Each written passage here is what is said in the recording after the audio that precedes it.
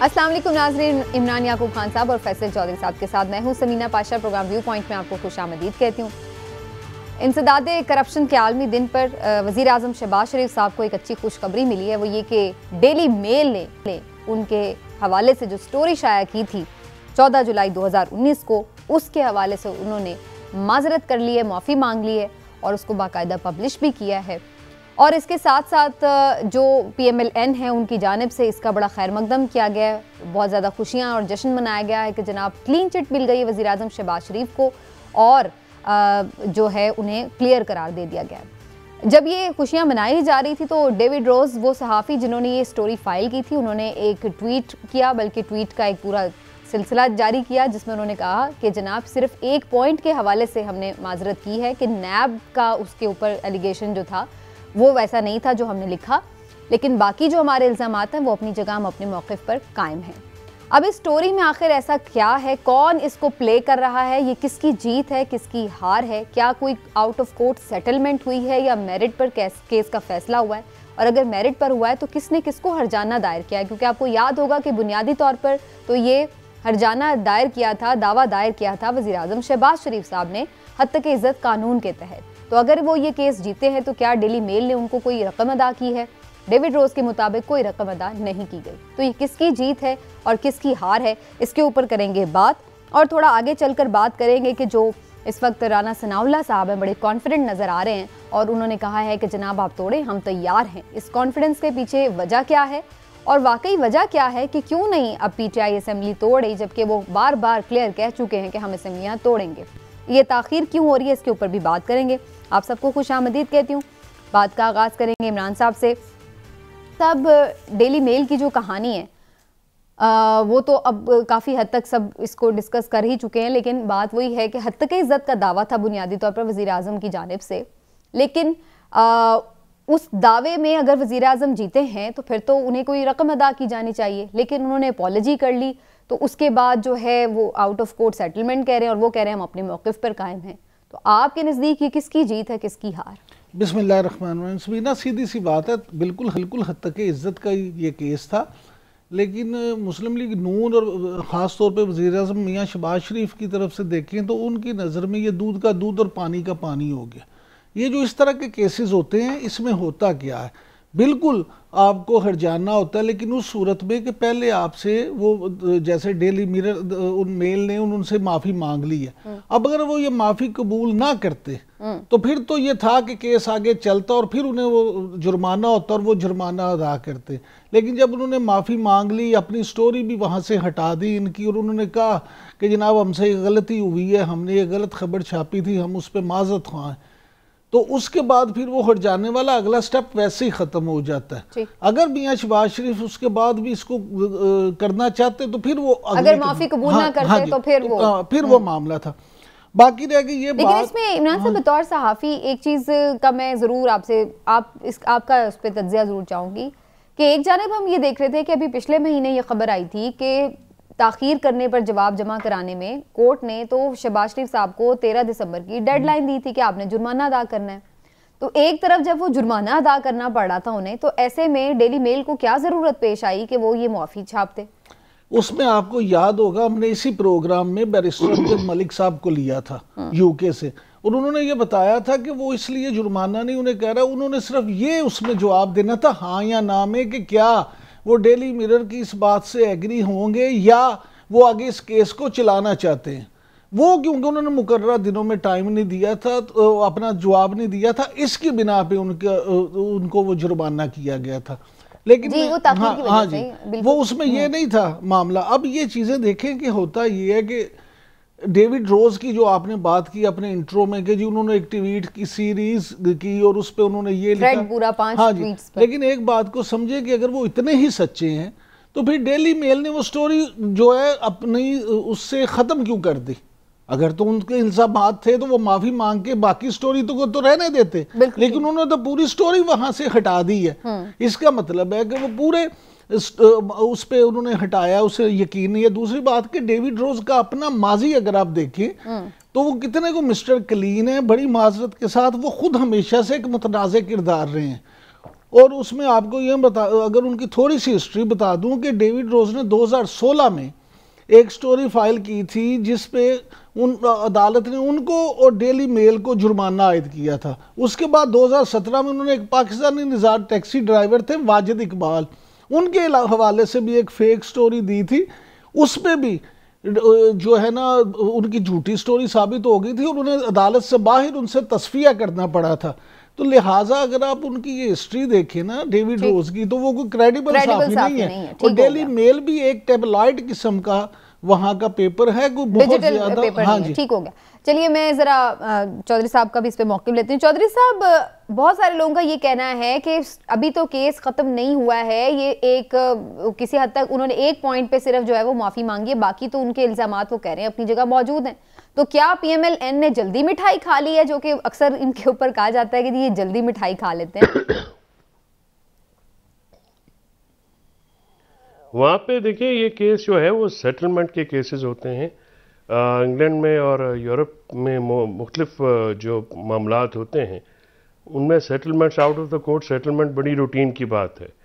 तो जो daily mail ने ये मामला किया है, जैसा से यहाँ पे नैब ने प्री बार्गेन या वॉलंटरी रिटर्न का एक कॉन्सेप्ट है, यानी वो ट्रायल में जाए बगैर यहाँ पे भी सेटलमेंट हो जाती है पाकिस्तान में भी। तो ये इस किस्म का ही मामला वहाँ पे जो है नज़र आ रहा है। ये कोई डेली मेल की तरफ से जो स्टोरी हटानी है या स्टोरी लगानी है या उसके बाद आउट ऑफ कोर्ट सेटलमेंट का जो मामला है, ये वहाँ पे रूटीन का इशू है। और जैसे आपने कहा कि ये इसका ट्रायल तो इस साल अगले साल अक्टूबर में चलना था, 23 में। तो उससे पहले ही ये उसी प्रोग्राम में शायद आपको याद होगा तो बैरिस्टर साहब ने ये भी रेफ़र किया था कि ये अभी क्योंकि उनका डिफेंस जो है उसको उन्होंने जवाब नहीं दिया प्रॉपर तरीके से, तो इनको जुर्माना भी अदा करना पड़ा। और जो मियाँ साहब के दामाद हैं अली इमरान साहब के वकील ने भी इसकी जो है वो कोई इस तरह से जो बात की जा रही है यहाँ पे या यहाँ पे मीडिया जैसा से पेश कर रहा है, तो ये शायद उतनी बड़ी बात नहीं है। वहाँ पे एक हद तक जो अगर नैब ने सेटलमेंट कर ली है, देखिए ना यहाँ मुल्क में, इस मुल्क में एहतसाब का निज़ाम तो इस तरह का है कि मरीम नवाज की एक्विटल हुई हैं तो नैब ने अपील दायर नहीं की, सागदार छूट रहे हैं, कोई अपील नहीं कर रहा। चलिए वो तो अपने निजाम इंसाफ पे तो मैं अभी आती हूँ आगे चल के चौधरी साहब, लेकिन अभी आप लोगों ने दोनों ने चूंकि बैरिस्टर अमजद मलिक साहब का जिक्र किया है, वो इस वक्त फिर से हमारे साथ लाइन पर मौजूद हैं, इसको वो फॉलो भी कर रहे थे, तो बरतानवी जो कवानीन है उसको भी अच्छे से जानते हैं, तो उनसे इस बारे में बात करते हैं। बैरिस्टर साहब आपका शुक्रिया। बैरिस्टर साहब, ये क्या आप समझते हैं कि जो डेली मेल की माफ़ी है ये ओवरऑल इस पूरे आर्टिकल के हवाले से थी, जिससे अब माफ़ी मांगने से ये तासुर दुरुस्त है कि उनको क्लीन चिट मिल गई है शहबाज शरीफ साहब को, या फिर ये आउट ऑफ सेटलमेंट कोर्ट जो है ये बुनियादी तौर पर ट्रायल के बगैर ही मामला निपटाने के जरिए ये सारा मामला हुआ है? जी देखिए, बरतानिया के जरीदे जो हैं या नशरियाती अदारे पाकिस्तान की अदालतों और पाकिस्तान के मीडिया से यकसर मुख्तलिफ काम करते हैं। यहाँ पे अपने सोर्सेज और सच की बुनियाद के ऊपर स्टोरी छापी जाती है। अगर उनको कहीं लगे कि हद के इज्जत हुई है और कोई दावा करे या यहाँ की जो रेगुलेटरी अदारे हैं उनको शिकायत करे, तो ये अगर पता लग जाए कि ये प्रूव नहीं कर सकते अपनी स्टोरी या उसमें कोई लूप होल है, तो ये पीछे हटने से दरेग नहीं करते। यही कुछ यहाँ हुआ है। उनको पता चल गया कि उन्होंने डिफेड के मामले पे ऊपर वजीर आजम पाकिस्तान के ऊपर इल्जाम लगाया था कि पाकिस्तानी बरतानवी फंड जो है डिफेड का वो पाकिस्तान में मिस अप्रोप्रिएट हुआ है या उसके जरिए करप्शन, किकबैक या इस तरह की मनी लॉन्ड्रिंग की गई है, जो कि इल्जाम जो है बरतानवी जरीदे ने अपने जनरल लग रहा है बादियुल नजर में कि उस वक्त की गवर्नमेंट ऑफ पाकिस्तान नैब या मसूफ शहजाद अकबर साहब थे। अब जब वो प्रूव नहीं कर सके, जो मानी वाली हीरिंग होती है कि क्या ये आर्टिकल डेफेमेटरी था, उसमें जज के सामने ये प्रूव हो गया कि इस आर्टिकल से हद के इज्जत हुई है। अब ट्रायल पे ये जाना था। ट्रायल पे नॉर्मली इस तरह के केसेस जाते नहीं है, पेपर पीछे हट जाता है, माफी की ऑफर कर देता है, और अगर आपको पैसे का लालच या चाह ना हो तो आप पेपर की जो माफी है उसको ही कबूल करते हैं। ये बहुत बड़ी बात होती है कि एक इंग्लिश टॉप रैंकिंग जरीदा आपको माफी भी देता है, उसी जगह छापता भी है, हर जगह से अपना आर्टिकल विथड्रॉ भी कर लेता है। एक पेपर का कहे हुए अल्फाज वापस लेने का मतलब है it is pocketing and insult कि वो अपनी कई बात से वापस रहा है और विथड्रॉ। अच्छा, फिर उसके बाद जो डेविड रोज ने उसके ऊपर अमजद मलिक साहब ट्वीट किए हैं और वो कह रहे हैं कि वो तो जो अपॉलॉजी थी वो सिर्फ एक पॉइंट के हवाले से थी जो कि नैब के रेफरेंस में बात हुई है, बाकी तो जो अपॉलॉजी थी हमारी को पूरे आर्टिकल पे नहीं थी। तो आप समझते हैं कि इसकी कोई हैसियत है? नहीं, इस तरह नहीं होता। अगर अपॉलॉजी लिमिटेड, क्वालिफाइड या आधी थी तो वो आर्टिकल उतना लगा देते, बाकी निकाल देते। इस तरह नहीं होता। Article is withdrawn completely and article has been proven के उसमें मैलिशियस, कंटेम्परेरी और डेफेमेटरी अल्फाज थे। मीनिंग हियरिंग में प्रूव हो गया था। मैंने आपके प्रोग्राम में पहले भी कहा था कि ऐसे केसेस ट्रायल पे नहीं जाते, आउट ऑफ कोर्ट सेटलमेंट हो जाती है। अपॉलॉजीज मेरा ख्याल काफी देर से ऑफर के ऊपर थी। असल मसला कॉस्ट का या बाकी चीजों का था। मेरा ख्याल है कि वजीर आजम ने दरिया दिली का मुजाहरा किया होगा कि ठीक है, अपॉलॉजी को एक्सेप्ट कर लिया। शुक्रिया आपका बैरिस्टर अमजद मलिक साहब, आप हमारे साथ मौजूद रहे। तो बहरहाल ये एक पॉलिटिकली भी इसको एडवांटेज मिलेगा ज़ाहिर है PMLN को इस हवाले से।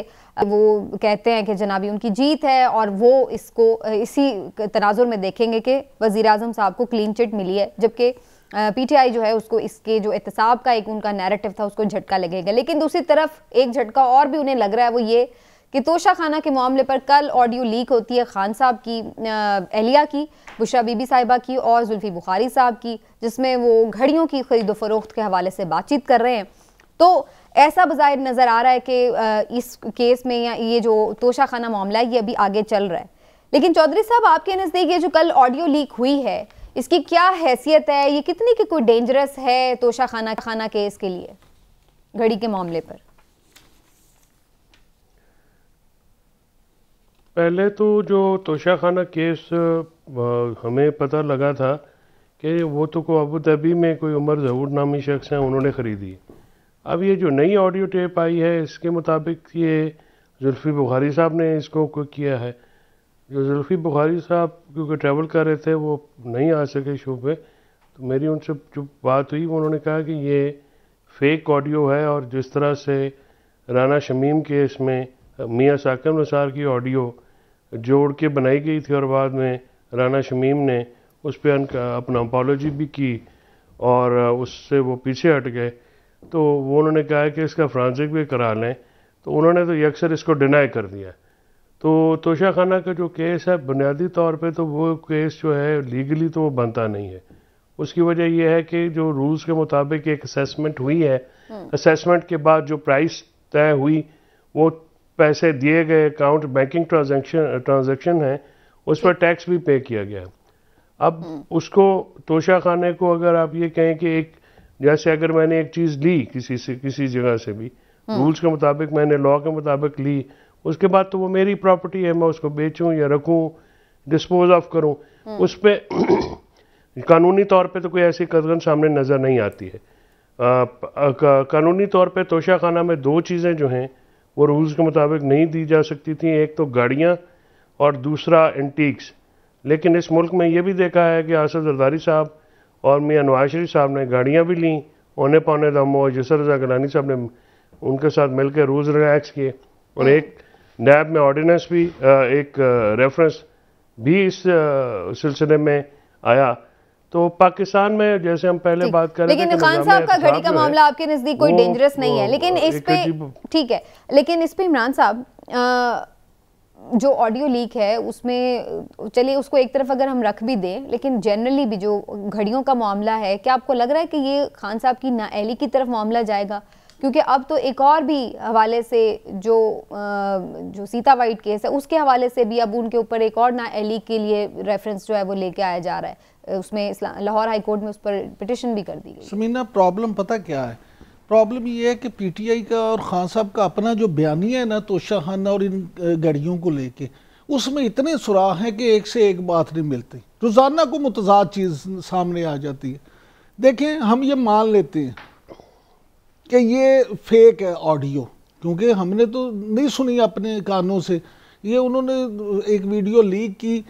अब मुझे तो ये है जुल्फी बुखारी साहब कह रहे हैं कि वो मेरी नहीं है। जी हम मान लेते हैं जुल्फी बुखारी साहब एक इज्जतदार आदमी, वो सच बोल रहे होंगे। कल तो उन्होंने बड़े मजे की बात की, मैं सोच रहा हूँ ये मेरी है भी है शायद नहीं है, वो कंफ्यूज थे अपनी आवाज पहचानने और पहले उन्होंने ये कहा कि जी कुछ इस तरह की बात कि वो ठीक है लेकिन जोड़, बहरहाल मैं कहता हूँ जुल्फी बुखारी साहब ने जो कहा ठीक कहा, लेकिन पीटीआई ने तो रसीदें भी पेश कर दी थी कि मोहम्मद शफीक को हमने बेची है।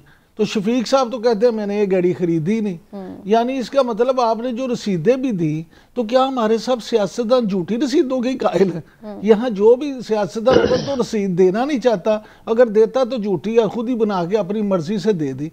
देखिए मामला फैसल चौधरी साहब जो फरमा रहे हैं ना, बिल्कुल ठीक फरमा रहे हैं कि कानूनी तौर पर कोई इसमें ना कदगन है ना कोई प्रॉब्लम है, लेकिन बात यह है कि तहरीक इंसाफ तो इसलिए बनी थी, इमरान खान साहब ने 22 साल जद्दोजहद की थी हमें इंसाफ दिलाने के लिए, हमें सच सिखाने के लिए और इस मुल्क को करप्शन से निजात दिलाने के लिए, इखलाकियात का मीनारा खड़ा करने के लिए।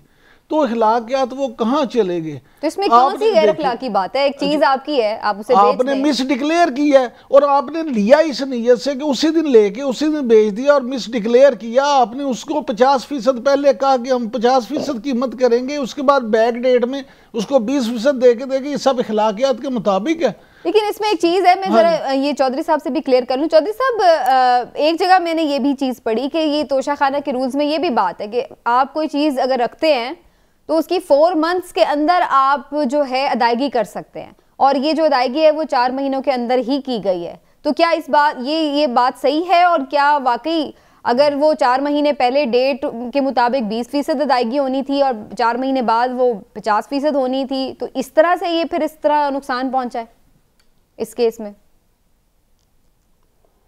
देखिए बात यह है कि पाकिस्तान में ये एक बॉडी सी एफर्ट लगती है इमरान खान साहब को डिस्क्वालीफाई करने के लिए और इलेक्शन से टेक्निकल नॉकआउट करने के लिए काफ़ी सारी एफर्ट्स की जा रही हैं।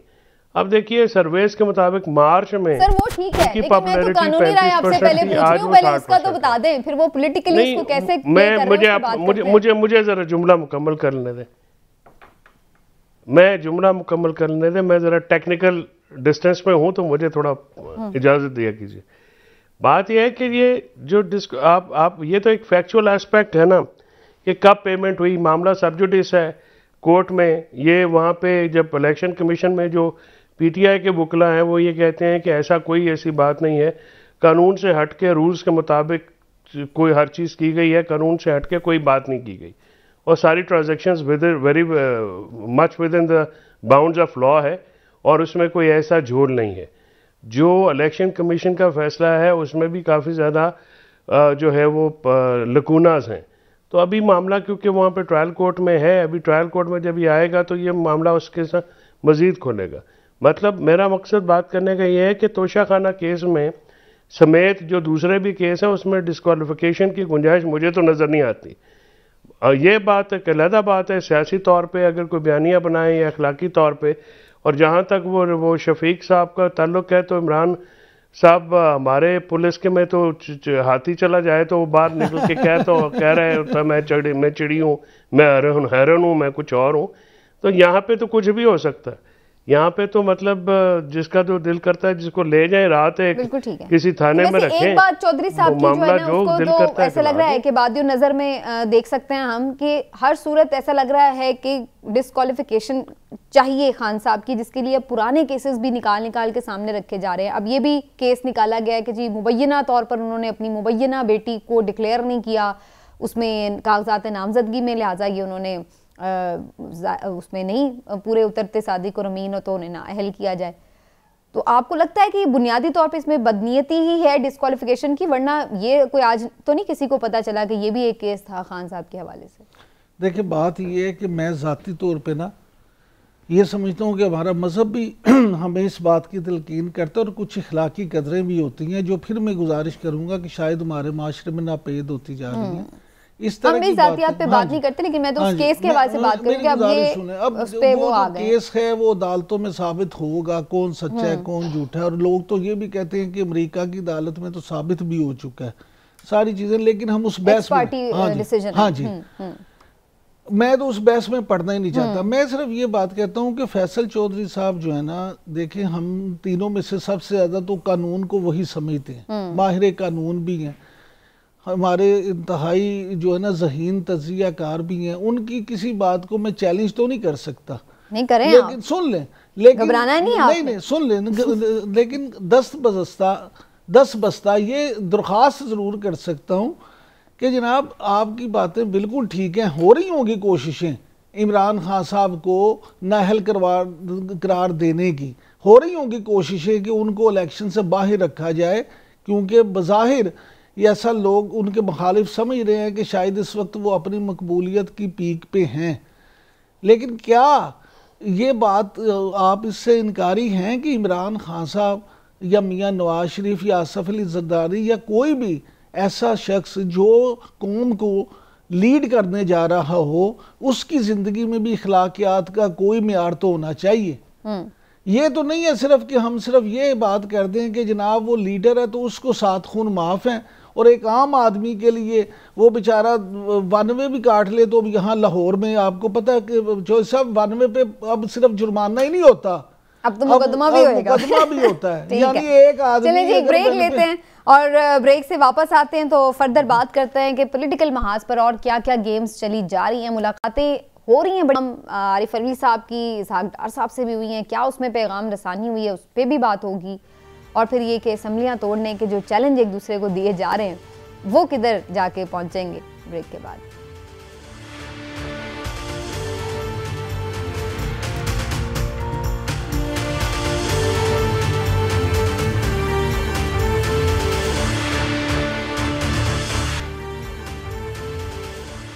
वेलकम बैक नाजरीन। इसहाक डार साहब की वजीर ख़जाना जो के हैं उनकी सदर साहब से मुलाकातें हुई हैं बड़ी अहम, और कल तो एक दिन में उनकी 2 मुलाकातें हुई। आखिर ऐसी कौन सी पैगाम रसानी हो रही है, अंदर की खबर पहले जानने की कोशिश करते हैं फैसल चौधरी साहब से।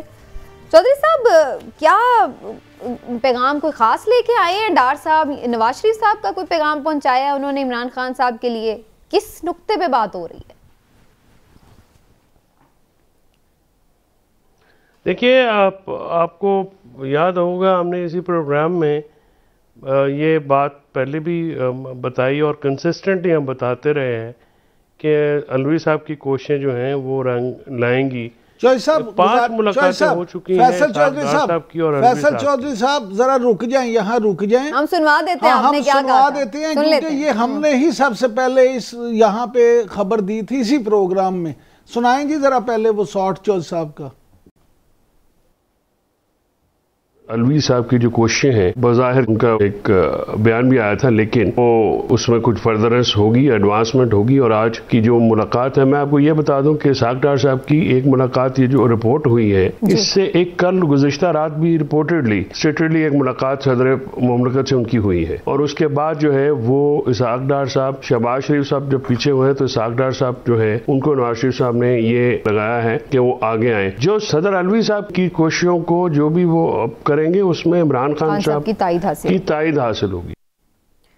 जी तो चौधरी साहब, ये तो आपने हमें बताया था कि ये बड़ी मानी खेज मुलाकातें हैं। अब जरा अंदर की खबर भी दें कि अब तय क्या पा रहा है, किन नुक्तों पर बात हो रही है, किधर बात फंसी हुई है, किधर बन रही है?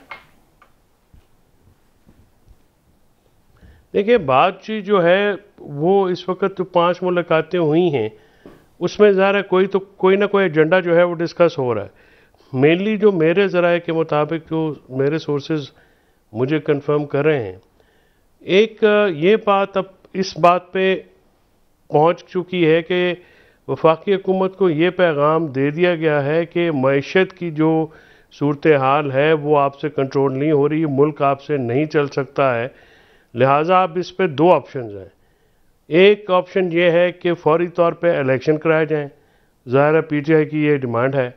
और दूसरी ऑप्शन ये है कि अगर निगरान हुकूमत होगी तो फिर ज़ाहिर है वो लंबे अरसे के लिए होगी। अब इस बात को नवाज शरीफ साहब ने या उनकी पार्टी ने डिसाइड करना है कि उनको PDM ने डिसाइड करना है कि कौन सा मामला सूट करता है। मेरी अपनी राय के मुताबिक नवाज शरीफ साहब को जो निगरान हुकूमत अगर लंबी हो जाए, इसी वजह से राना सनाउल्लाह साहब भी जो हैं वो अब वो कहते हैं, पहले आपको पता था उनके रंग उड़े हुए थे, अब वो ये कहते हैं कि Confident इलेक्शन नजर आ कराएंगे। रहे ये इलेक्शन बिल्कुल ये गीदड़ भपकियां हैं। हाँ, ये वो किसी और तरीके, ये किसी और तरफ मामला चला गया है। और अब जो अच्छा, वैसे चौधरी साहब मैंने तो तौर पे ये जो लेकिन हमें तो इसमें आपने ही शायद एक दफा ये जिक्र भी किया था कि इमरान खान साहब ये नहीं चाहते कि निगरान हुकूमत लंबे अरसे की हो। नवाज शरीफ साहब की तरफ से शायद ये ऑफर आई है, लेकिन खान साहब नहीं चाहते, वो चाहते हैं कि फॉर इलेक्शन हो।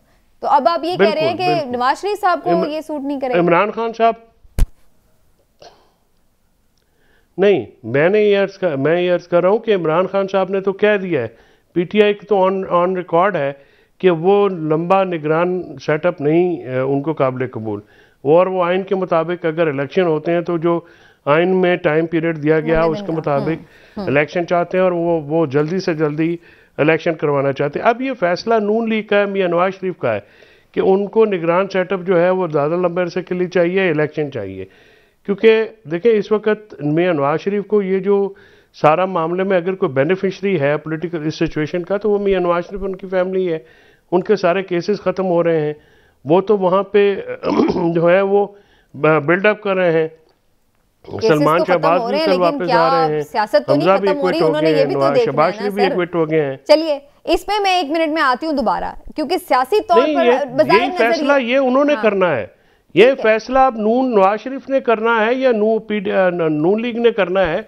क्योंकि मैंने वो क्या फैसला कर रहे हैं चौधरी साहब? लेट मी आस्क इमरान साहब, उनके करीबी सोर्सेज हैं नून लीग में भी, तो जरा हम उनसे उनकी जानते हैं, आपसे आपकी जानिए। लेकिन इमरान साहब, बात किधर रुकी हुई है? जो ये बात कर रहे हैं चौधरी साहब की इसहाक डार साहब की मुलाकातें, जाहिर है मौसम का हाल बताने तो नहीं जाते, कोई एजेंडे पे ही बात हो रही है, लेकिन सियासी तौर पर इनको सूट नहीं करता था पीडीएम को इस वक्त इलेक्शन में जाना, तो वो नहीं जाना चाह रहे थे। फिर ऐसी क्या मजबूरी आ गई है कि वो इस पर बात अब शुरू कर रहे हैं, अगर कर रहे हैं तो? समीना, मैं आपसे अगर बात करूं इस सारे मामले में, तो आज इस पे मैं आपको एक बड़ी खबर भी दूंगा, लेकिन पहले ये समझ लें कि जो सदर आरिफ अलवी साहब और इसहाक डार साहब की मुलाकातें हैं, ये असल में इन दोनों हज़रात की मुलाकातें नहीं हैं, ये बी टीम है। सदर अलवी जो हैं ये इमरान खान साहब को रिप्रेजेंट कर रहे हैं, और इसहाक डार साहब मियां नवाज शरीफ को रिप्रेजेंट कर रहे हैं। और अब क्योंकि इन दोनों जमातों को ये यकीन हो गया है कि जो तीसरी कुव्वत इनके मुज़ाकरात करवाती थी वो इनकारी है, उसने मुज़ाकरात में नहीं पढ़ना, लिहाजा हमारे वाकफान आल के मुताबिक आखिरी जो मुलाकात हुई है इसहाक डार साहब की और सदर मुमलिकत से, उसमें यह भी तय पा गया है कि दोनों इस बात पे मुत्तफिक हुए हैं कि अगर ये एजेंडा आपस में तय कर लेंगे तो चौधरी साहब हमारे वाकफान आल के मुताबिक ये दोनों इस बात पे एग्री हो गए हैं कि मियां नवाज शरीफ और इमरान खान का टेलीफोनिक राब्ता करवाया जाएगा। अच्छा जी, ब्रेक थ्रू ये असल में कि अगर ये दोनों किसी पॉइंट पे पहुंच जाते हैं तो फिर इमरान खान साहब और मियां नवाज शरीफ की टेलीफोनिक गुफ्तगू होगी, उसमें जो मामलात हैं वो तय होंगे कि इन्होंने क्या करना है और किस तरह से जाना है। अब इशू ये है कि ये टैबूज इतने हैं कि दोनों तो शुरू में तो एक दूसरे का नाम लेना भी और सुनना भी पसंद नहीं करते। वो ऑडियो लीक हो तो फिर मजा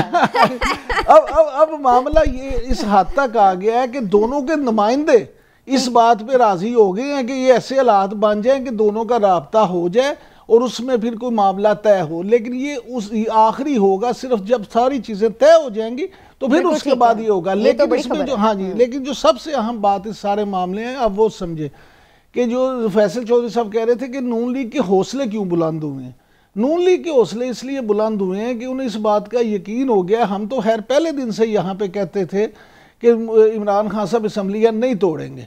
अब ये देखें कि बातें साबित भी हो गई, उन्होंने डेटें भी दी, सब कुछ किया, लेकिन असम्बलियाँ टूटी नहीं। और तो और बैरिस्टर सैफ जो तर्जमान हैं केपी के, चले पंजाब में तो इत्तेहादी गवर्नमेंट है, उन्होंने भी कह दिया कि जनाब पंजाब की आप केपी की उनकी तरफ से सर गुजारिश ये है कि उनकी तरफ से तरदीब, मेरी बात सुने, लेकिन सर एक छोड़ने का फायदा भी कोई नहीं ना। गुजारिश तो सुने ना, बाद में तो तरदीद आ जाती होती है। चौधरी साहब आपसे ज्यादा किसको पता इस बात का कि तरदीद कैसे आ जाती है।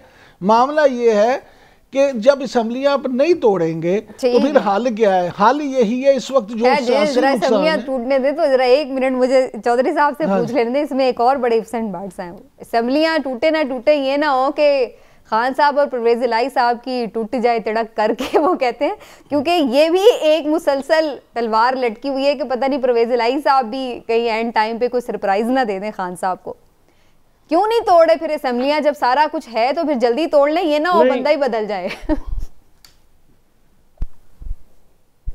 नहीं, बात यह है कि ये जो मुज़ाकरात हो रहे हैं, ये बी टीम तो नहीं मैं इसको कहूँगा, यही वो टीम है, नवाज शरीफ साहब की तरफ से भी वो डायरेक्ट हैं, इसहाक डार साहब और अलवी साहब भी, यही वो टीम है जो कि मुज़ाकरात कर रही है और मामलात को किसी तरफ सेटलमेंट की तरफ लेके जा रही है। अब ये जो असम्बलियाँ तोड़ने में देर की जा रही है या देर हुई है, उसकी बैकग्राउंड भी यही है ना कि बातचीत जब हो रही है, जब अगर किसी एक नतीजे पे पहुंच जाता है कोई मामला, अगर एक एफर्ट जारी है, देखिए पहले तो सारे ही ऐसे करते हैं, बेनज़ीर और नवाज शरीफ एक दूसरे की शक्ल देखना पसंद नहीं करते थे।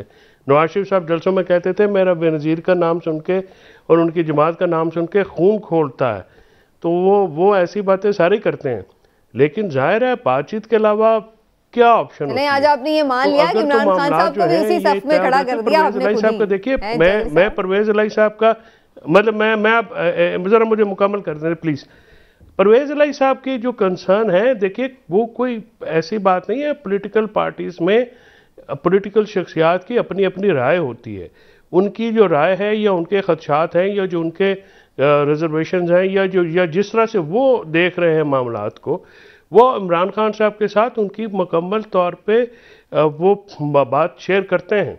हतमी फैसला इमरान खान साहब ने करना है, वो बात परवेज इलाही साहब ने की है और परवेज इलाही साहब के अलावा भी बहुत सारी शख्सियात हैं जिन्होंने ये मामला किया, बात की है। इस मामले को जो है ये ज़ाहिर असेंबली तोड़ना बड़ा आपकी बात तो बिल्कुल दुरुस्त है चौधरी साहब, आपकी बात ये एक मिनट चौधरी साहब प्लीज मौका भी दीजिए, लेकिन चौधरी साहब एक मिनट ना, ये बात तो ठीक है कि वो उनका राय हो सकती है, लेकिन हतमी फैसला इमरान खान का उसका वो इख्तियार भी उन्हें दे चुके हैं, मान लिया, लेकिन फिर उन्हें पब्लिकली इस तरह के स्टेटमेंट्स देने की क्या जरूरत है कि 3 महीने कहीं नहीं जा रहे, असेंबलियां मार्च के बाद देखी जाएगी। फिर वो यही बात कहें ना कि भाई ये खान साहब की सवाबदीद है, हमें जितना मौका मिलेगा हम काम कर लेंगे, लेकिन उनका क्लियर स्टेटमेंट, स्वीपिंग स्टेटमेंट्स इस तरह की नहीं, उन्होंने ये बात भी की है, हमेशा की है, मोना साहब ने भी की है, चौधरी साहब ने भी की है कि यह अमानत है पंजाब हुकूमत इमरान खान की, जब कहेंगे हम उनको वापस कर देंगे। बाकी देखें किसी के जो परवेज इलाही साहब है वो अपनी पार्टी के सरबराह हैं, वो भी एक बात करते हैं, ये तालाबंदी तो नहीं की जा सकती, जबानबंदी अलाइज गवर्नमेंट्स में नहीं होती, जो इसीलिए उन्होंने इमरान खान साहब ने भी अपने साथियों को कहा कि हमारे इत्तेहादों की हर बात हमारी लाइन लेंथ पे नहीं हो सकती, लिहाजा आपको जरा इस पे भी थोड़ी लिबर्टी देनी पड़ती है अपने साथियों को। ये बात तो नहीं की जा सकती, जबानबंदी या तालाबंदी तो नहीं की जा सकती। देखिए जनाब जरदारी साहब जो मर्जी कर लें, नून लीग जो मर्जी कर ले, मैं आपको एक बात बता दूं कि इस टेन्योर में मियाँ ये जो चौधरी परवेज इलाही साहब और मुनिस इलाही हैं, ये इमरान खान के साथ आखिरी हद तक जाएंगे। अच्छा, अगले टेन्योर के लिए वो क्या स्ट्रेटजी करें ये अलग बात है, इस टेन्योर में वो आखिरी हद तक इमरान खान साहब के साथ जाएंगे। सियासत में कोई चीज खत्म ही नहीं होती, ये ना हो कि इमरान खान साहब खुद उनको धक्का दे के बाहर निकाल दें, लेकिन चौधरी साहब जो हैं वो आखिरी हद तक इमरान खान साहब के साथ आखिरी हद तक वो जाएंगे भी उस सूरत में अगर उन्हें अगला टेन्योर में जाना है उनके साथ, वरना इतनी क्या। मैं आपसे गुजारिश करूं, मामला ये है कि देखिए जो आपने बात की ना फैसल चौधरी साहब से पूछा सवाल के जी वो फिर पब्लिकली ऐसी बातें क्यों करते हैं, देखिए उन्होंने अपने वोटर और सपोर्टर को भी तो मुतमिन रखना है ना, उन्होंने ये भी तो नहीं वो साबित करना कि वो बैठ के वहाँ पे वजारत आला की कुर्सी पे बैठ के तो कोई बिल्कुल एक वो मोम की गुड़िया तो नहीं है कि जो मर्जी जो इमरान खान साहब कह दें वही वो कहते जाएं, उनका अपना भी एक बयान है, उनका अपना उन्होंने अभी एक नया वजीर भी बनवा लिया है, खान साहब को उसका पता भी नहीं था। और देखें ना, अब ये देखें कि मुतजाद जो चीजें हैं कि आपकी हुकूमत है, आपकी पार्टी का एक MP है और वो आपकी हुकूमत में वजीर बनना और आप सिर्फ ये कह देंगे जी मुझे तो इल्म ही नहीं था। ठीक हो गया, ब्रेक लेते हैं। फिर आपको इल्म नहीं था तो आप उसके बाद ही रिजाइन करा देते। राइट, ब्रेक लेते नाज़रीन। चल रहा है पॉलिटिकल महाज पर, लेकिन इसके साथ साथ जो हमारी मईशत का महाज है वो भी बड़ा परेशान कुन सूरत हाल से दो चार है, उसके ऊपर भी थोड़ा सा वक्त निकालेंगे आखिर में बात करने के लिए। एक ब्रेक के बाद वापस आते हैं।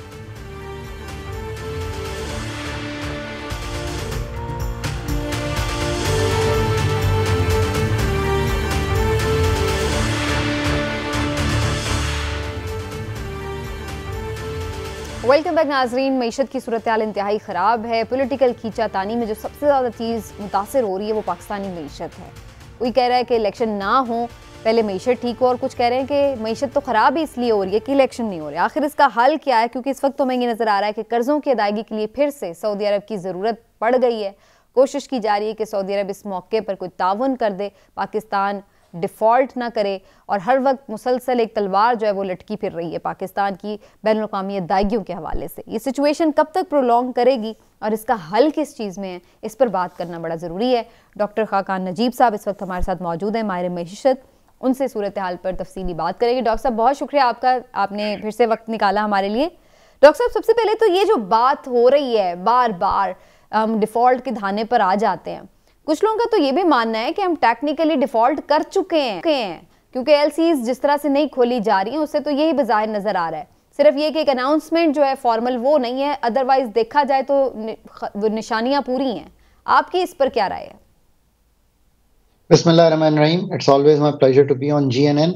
देखिए, हम डिफ़ॉल्ट का मतलब जो लेते हैं वो ये कमर्शियल लोन्स या हमने जो बॉन्ड पेमेंट करनी थी उस पे हम अगर अपना वो डेट ना पे कर सकें और हम ये कहें कि जी इसको कर दिया जाए या हम इसकी टाइम पीरियड बढ़ा दें, यानी कि ये डिफॉल्ट होगा, तो हमने 1.2 अरब डॉलर की एक पेमेंट सकूक की कर दी है। सो जो इमिनेंट थ्रेट ऑफ डिफॉल्ट है वो तो हमने पास ओवर कर लिया है, बट इससे ज्यादा जरूरी है कि जो पाकिस्तान का परसीव्ड डिफॉल्ट रिस्क है ना जी, this is very important to understand, वो बहुत हाई है। अब वो क्यों हाई है? वो इसलिए हाई है कि 32 अरब डॉलर हमने इकट्ठे कर दिए FY23 में, यानी कि जून 2023 तक। 6.7 अरब डॉलर के आपके स्टेट बैंक के ज़खायर हैं जो बमुश्किल 1 महीना 10 दिन की इंपोर्ट्स को कवर करते हैं। आपके पास कम से कम 3 महीने का कवर होना चाहिए। और तीसरा जो इन चीजों का डॉक्टर है, यानी कि जो ये ICU का डॉक्टर है, ये जो बैलेंस ऑफ पेमेंट से जो माली खसारा आपका है इसका डॉक्टर है, वो है IMF, और उसका रिव्यू 5 नवंबर से डिले होकर आज आपके सामने दिसंबर के भी 9-10 तारीख आ गई है और वो नहीं हो पा रहा। ये आपका परसीव्ड डिफॉल्ट ऊपर रखे हुए हैं, एडमिनिस्ट्रेटिव मेजर्स लिए जा रहे हैं इस चीज को संभालने के लिए। फॉर एग्जांपल, जो आपने जिक्र किया ना कि हम पेमेंट्स, एक है चैप्टर 84 और 85, उसमें स्टेट बैंक ने एक कदगन लगाई हुई है, 15% इंपोर्ट को रोका हुआ है। वो उतने ही डॉलर जो हैं उनकी इजाजत दे रहे हैं जितने आ रहे हैं। सो यस, हम अपनी इंपोर्ट्स को रोक रहे हैं। इसको डिफॉल्ट तो नहीं कहेंगे, बट इसको ये जरूर कहेंगे कि आपने एक कदगन लगाई हुई है कि आप इतना ही काम कर सकते हैं ऑन इंपोर्ट्स जितनी आपके पास जरूरत हो। ये एक निहायत तशवीशनाक बात है। हमें हर सूरत में IMF का प्रोग्राम बहाल करना चाहिए। डॉक्टर साहब ये फरमाइएगा, अभी आपने ये कहा कि हमने इंपोर्ट्स रोकी हुई हैं। अब कुछ हमारे दोस्त जो बिजनेसमैन हैं, इंडस्ट्रियलिस्ट हैं, वो ये कहते हैं कि इंपोर्ट रोकने से ये तो ज़रूर है कि आपने डॉलर थोड़े से काबू कर लिया, लेकिन उससे आपकी एक्सपोर्ट भी रुक गई है। उसकी बुनियादी वजह यह है कि जब खाम माल ही नहीं आएगा, इंपोर्ट ही नहीं होगी, तो आप एक्सपोर्ट किस तरह से करेंगे? दूसरी चीज़ ये कि वो ये कहते हैं कि यहाँ पे इंपोर्ट रोकने की वजह से तमाम चीज़ें जो हैं, इंडस्ट्री रुक गई, सारी इंडस्ट्री इस तरह से रुक गई है कि शायद कुछ दिनों तक यहाँ पे चीज़ें मिलना मुश्किल हो जाए मार्केट में। आपकी दोनों बातों में वजन है। नंबर एक, क्योंकि हमारी जो एक्सपोर्ट है वो डिपेंडेंट है, कॉटन भी आनी है बाहर से, आपने रॉ मटेरियल भी मंगवाना है, आपने मशीनरी के पार्ट्स भी मंगवाने हैं, उसी पे आपकी मैन्युफैक्चरिंग चलनी है।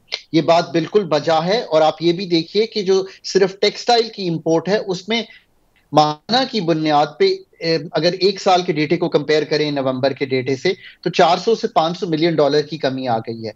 बट इस वक्त अगर हम जब तक अपना डॉलर लिक्विडिटी क्रंच, और शॉर्ट टर्म में ये समझने की जरूरत है, IMF, UAE, Qatar, kingdom of Saudi Arabia के पैसे, चाइना के रोल ओवर्स, बायलैटरल और ADB, वर्ल्ड बैंक और AIIB, इसके अलावा कोई चारा नहीं है इस चीज में से निकलने का।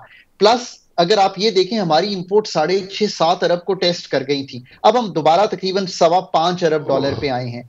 इसके अलावा जो काम करने वाले हैं वो हम नहीं कर रहे। वो मैं इसलिए सामने रखता हूं कि मैं तो कौम से अपील करता हूं कि वो खुद ये काम कर लें। वो ये है खुदारा कॉन्जर्वेशन ऑफ एनर्जी करें। 24 अरब डॉलर का एनर्जी बिल है इंपोर्ट का। अगर आप दुकानें बंद कर देंगे, अगर आप कार पूलिंग करेंगे, अगर आप बत्तियां कम जलाएंगे, अगर आप हीटिंग की बजाय स्वेटर पहनेंगे, तो ये मसला हल हो जाएगा। अगर आप अपने दफातर 4 दिन खोलेंगे, ये हैं वो कलीदी चीजें जो हमें करनी चाहिए पर हम नहीं कर पा रहे। अच्छा, ये भी फरमाइएगा डॉक्टर साहब के एक ये भी डॉलर का जो मामला है उसमें अब ये एलसीज जो है वो नहीं खुल रही, इससे भी लोग ये बात कर रहे हैं कि शायद आने वाले दिनों में खुदा न खास्ता खाने पीने की अशिया की किल्लत ना पैदा हो जाए। अगर यही सिचुएशन रही, 400 से ज़ायद ट्रक जो हैं वो पोर्ट पर कराची की इस वक्त मौजूद हैं और वो प्याज, टमाटर, सब्जी और बहुत सी ऐसी चीज़ें जो रोज़मर्रा इस्तेमाल की हैं। तो ये भी बात आपकी दुरुस्त है। इस वक्त एक लार्ज पूल है, मैं नंबर इसलिए नहीं दूंगा कि वो और परेशानी बढ़ेगी, but it is a high number into मतलब higher than billion of dollars, जो इस वक्त हमने एलसीज क्लियर करनी है, बट चूंकि इंपोर्ट पे कदगन लगाई हुई है और स्लो रिलीज कर रहे हैं, इसका बेस्ट हल ये है कि कुछ पैसे फ्लो इन करेंगे तो ये पैसे देने की गुंजाइश बनेगी। दूसरा ये भी याद रखिए कि आपकी रेमिटेंसेस भी जो हैं वो स्लो हो गई हैं कंपेयर टू लास्ट ईयर, और उसकी वजह ये है कि जो ओपन मार्केट और आपको पता है इंटरबैंक में एक बहुत बड़ा फासला आ गया है। कहाँ 224 रुपए 40 पैसे हमारा इंटरबैंक है और कहाँ 232 से लेके 250 रुपए का आउटसाइड रेट कोट होता है। इन तो सब चीजों बिल्कुल वक्त खत्म रह गया। मुझे सिर्फ ये बता दें, आपके ख्याल से अगर इस वक्त इलेक्शन में जाया जाए या अनाउंसमेंट हो जाए तो इससे कुछ स्टेबिलिटी आ सकती है? देखिए, इलेक्शन में जाएं या ना जाएं, ये मैंने पिछले 8 माह से दोनों लीडरशिप्स को कहा है, सर्टेनिटी क्रिएट करें कि करना क्या है। इलेक्शन मार्च में होना है, जुलाई में होना है, अगस्त में होना है, ये नहीं मार्केट्स जानना चाहती। चौधरी साहब लास्ट क्वेश्चन आप कर दें। ठीक है जी, चौधरी साहब जल्दी से कर ले, वक्त कम है। जी डॉक्टर साहब, मैं सिर्फ ये पूछना चाह रहा था कि आपको ये जो गवर्नेंस लेवल पे, जैसे आज भी हम वफाकी हुकूमत ने 10 नए वजीर ऐड किए हैं, तो कुछ सीरियसनेस नज़र आती है क्योंकि जिस तरह से गवर्नमेंट एक्सपेंसेस बढ़ाए जा रही है, इससे तो एक मैसेज भी देना होता है पब्लिक को, तो क्या कोई आपको उसमें भी कुछ मैसेजिंग नज़र आ रही है, कोई बचत करने की या कोई मतलब रियलाइजेशन की कि हम कहाँ पे खड़े हैं? कोई गवर्नमेंट की तरफ से ये मैसेज आता हुआ नजर आ रहा है? लिहाज से भी कलीदी है। Signalling is the most important thing you can do to markets. अगर आप अपनी चादर को कम करेंगे तो लोगों को ये होगा कि आप अपना मालियाती खसारा यानी कि जो खसारा है वो कम कर रहे हैं। सो सिग्नल जो है इसका बिल्कुल बरक्स होना चाहिए कि हम अपने खसारे को कम करने के लिए अपने एक्सपेंडिचर को कम कर रहे हैं, अपने ट्रैवल्स कम कर रहे हैं। ठीक है, तो आवाम भी फिर इस पर सोचेगी कि उन्होंने भी कंजर्वेशन करनी है। बहुत शुक्रिया आपका डॉक्टर साहब, वक्त खत्म हो गया प्रोग्राम का। Thank you so much for your time. नाज़रीन, आपसे इतना ही, कल फिर मिलेंगे। अपना ख्याल रखिए। अल्लाह।